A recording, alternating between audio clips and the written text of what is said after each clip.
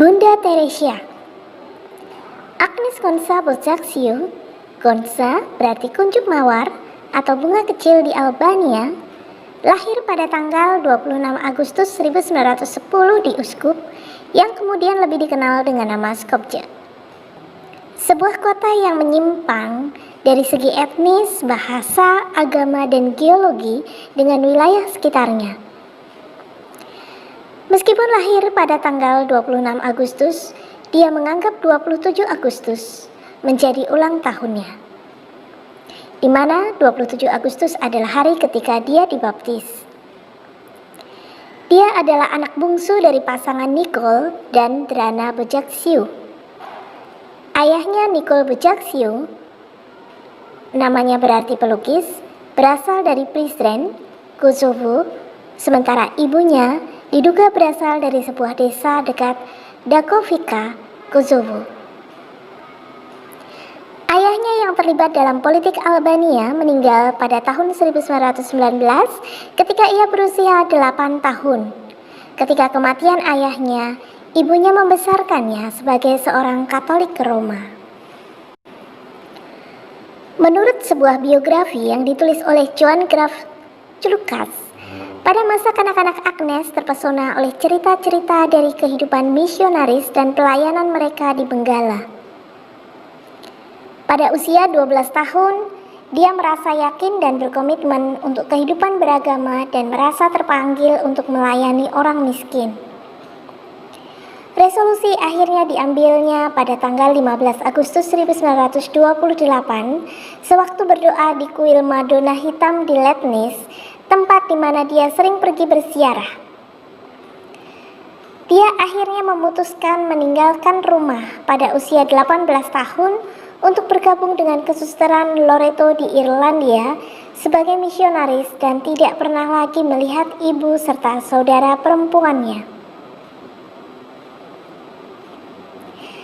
Agnes pada awalnya pergi ke biara Loreto di Ratlavam, Irlandia untuk belajar bahasa Inggris, bahasa yang digunakan oleh kesusteran Loreto untuk mengajar anak-anak sekolah di India. Dia tiba di India pada tahun 1929 dan memulai novisiatnya di Darjeeling, dekat pegunungan Himalaya, tempat dirinya belajar bahasa Bengali dan mengajar di sekolah Santa Teresa, sebuah sekolah yang dekat dengan biaranya. Dia mengambil sumpah agama pertamanya sebagai seorang biarawati pada tanggal 24 Mei 1931. Saat itu, ia memilih untuk diberi nama Teresa de Lisieux, Santo Pelindung para Misionaris. Namun karena salah satu biarawati di biara sudah memilih nama itu, Agnes memilih pengejaan Spanyol, Teresa. Dia mengambil sumpah sucinya pada tanggal 14 Mei 1937 saat sedang pelayanan sebagai guru di sekolah biara Loreto di Entally, sebelah timur Kalkuta. Teresa bertugas di sana selama hampir 20 tahun dan pada tahun 1944 diangkat sebagai kepala sekolah. Meskipun Teresa menikmati mengajar di sekolah, dia semakin terganggu oleh kemiskinan di sekitarnya. Kelaparan di Benggala pada tahun 1943 membawa penderitaan serta kekerasan umat Hindu dan Muslim hingga membuat masyarakat dicekam oleh keputusasaan dan ketakutan. Teresa mendapat izin Vatikan pada tanggal 7 Oktober 1950 untuk memulai kongregasi keuskupan yang kemudian menjadi misionaris cinta kasih dengan misi untuk merawat yang lapar, telanjang, tunawisma, orang cacat, orang buta, penderita kusta, semua orang yang merasa tidak diinginkan, tidak dicintai, tidak diperhatikan seluruh masyarakat, orang yang telah menjadi beban bagi masyarakat dan dihindari oleh semua orang. Kongregasi ini dimulai dengan 13 orang anggota di Kalkuta. Kini telah lebih dari 4.000 suster menjalankan panti asuhan, rumah bagi penderita AIDS dan pusat amal di seluruh dunia. dan merawat para pengungsi, pecandu alkohol, orang buta, cacat, tua, orang miskin, dan tunawisma, korban banjir, serta wabah kelaparan. Pada tahun 1952, Bunda Teresa membuka Home for the Dying pertama di atas lahan yang disediakan oleh kota Kalkuta. Dengan bantuan pejabat India, ia mengubah sebuah kuil Hindu yang ditinggalkan menjadi Calicut Home for the Dying, sebuah rumah sakit gratis untuk orang miskin. Mereka yang dibawa ke rumah tersebut menerima perhatian medis dan diberikan kesempatan untuk meninggal dalam kemuliaan menurut ritual keyakinan mereka. Muslim membaca Al-Quran, Hindu menerima air dari sungai Gangga, dan Katolik menerima ritus terakhir. Sebuah kematian yang indah, katanya, adalah untuk orang-orang yang hidup seperti binatang, mati seperti malaikat, dicintai dan diinginkan.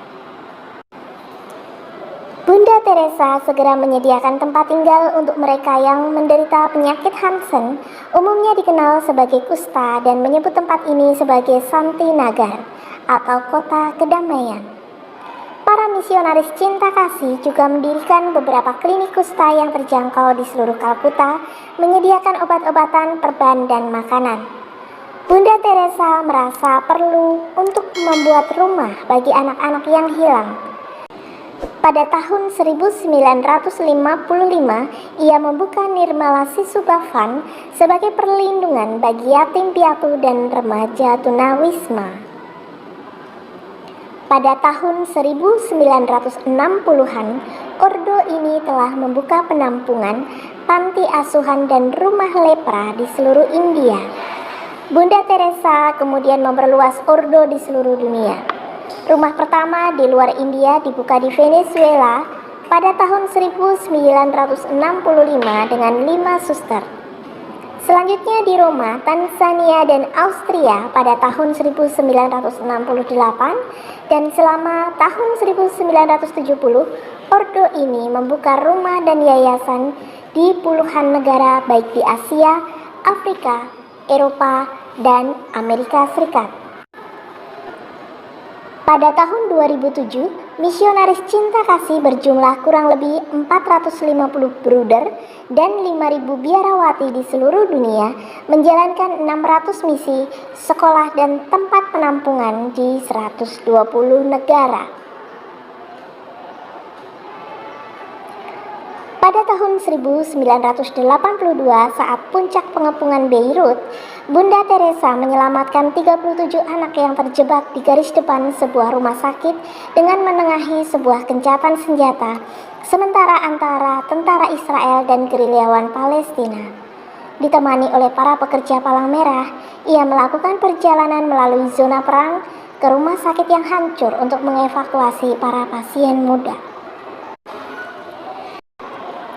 Ketika Eropa Timur mengalami peningkatan keterbukaan di akhir 1980-an, ia memperluas usahanya untuk negara-negara komunis yang sebelumnya menolak misionaris cinta kasih dan memulai puluhan proyek. Ia tidak terpengaruh dengan kritik terhadap pendiriannya dalam melawan aborsi dan perceraian, serta menyatakan tidak peduli orang-orang mengatakan apa, Anda harus menerimanya dengan tersenyum dan melakukan pekerjaan Anda sendiri. Ia mengunjungi Republik Sosialis Soviet Armenia setelah gempa bumi Spitak 1988 dan bertemu dengan Nikolai Rizov, Ketua Dewan Menteri. Bunda Teresa bepergian untuk membantu dan melayani penderita kelaparan di Ethiopia, korban radiasi di Chernobyl, dan korban gempa di Armenia pada tahun 1991. Bunda Teresa kembali untuk pertama kalinya ke tanah airnya dan membuka rumah misionaris cinta kasih bruder di Tirana, Albania. Pada tahun 1996, ia menjalankan 517 misi di lebih dari 100 negara. Selama bertahun-tahun, Bunda Teresa mengembangkan misionaris cinta kasih untuk melayani termiskin dari yang termiskin di 450 pusat di seluruh dunia. Rumah misionaris cinta kasih pertama yang ada di Amerika Serikat didirikan di South Brown, New York. Pada tahun 1984, ordo ini menjalankan 19 organisasi di seluruh dunia. Bunda Teresa menderita serangan jantung ketika di Roma pada tahun 1983 saat mengunjungi Paus Yohanes Paulus II. Setelah serangan jantung yang kedua pada tahun 1989, ia menerima alat pacu jantung buatan. Pada tahun 1991, setelah berjuang melawan pneumonia saat di Meksiko, ia menderita masalah jantung lebih lanjut. Ia menawarkan untuk mengundurkan diri dari posisinya sebagai kepala misionaris cinta kasih, tetapi para biarawati ordo dalam sebuah pemungutan suara yang rahasia memilihnya untuk tetap menjabat. Bunda Teresa sepakat untuk melanjutkan pekerjaannya sebagai kepala ordo. Pada April 1996, Bunda Teresa jatuh dan mematahkan tulang selangkanya. Pada bulan Agustus ia menderita malaria dan gagal jantung di ventrikel kiri. Ia menjalani operasi jantung, tetapi sudah jelas bahwa kesehatannya menurun. Pada tahun 13 Maret 1997, dia turun dari jabatannya sebagai kepala misionaris cinta kasih dan memberi jabatannya kepada Suster Nirmala Joshi. Ia meninggal pada tanggal 5 September 1997. Pada saat kematiannya, misionaris cinta kasih telah memiliki lebih dari 4.000 suster dan persaudaraan dengan 300 anggota yang menjalankan 610 misi di 123 negara. Ini termasuk penampungan dan rumah bagi penderita HIV/AIDS, kusta dan TBC, dapur umum, program konseling anak-anak dan keluarga, pembantu pribadi, panti asuhan, dan sekolah. Misionaris cinta kasih juga dibantu oleh wakil pekerja yang berjumlah lebih dari 1 juta pada tahun 1990-an. Bunda Teresa dibaringkan dalam ketenangan di gereja Santo Thomas, Kalkuta selama 1 minggu sebelum pemakamannya pada September 1997.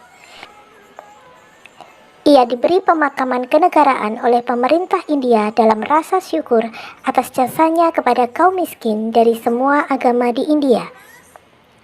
Kematiannya ditangisi baik di masyarakat sekuler dan religius. Dalam upetinya, Nawaz Sharif, Perdana Menteri Pakistan, mengatakan bahwa Bunda Teresa adalah seorang individu langka dan unik yang tinggal lama untuk tujuan yang lebih tinggi. Pengabdian seumur hidupnya untuk merawat orang miskin, orang sakit, dan kurang beruntung merupakan salah satu contoh pelayanan tertinggi untuk umat manusia. Mantan Sekretaris Jenderal PBB Javier Perez de Cuellar mengatakan ia adalah pemersatu bangsa, ia adalah perdamaian di dunia ini. Terima kasih sudah menyaksikan, sampai ketemu di video selanjutnya.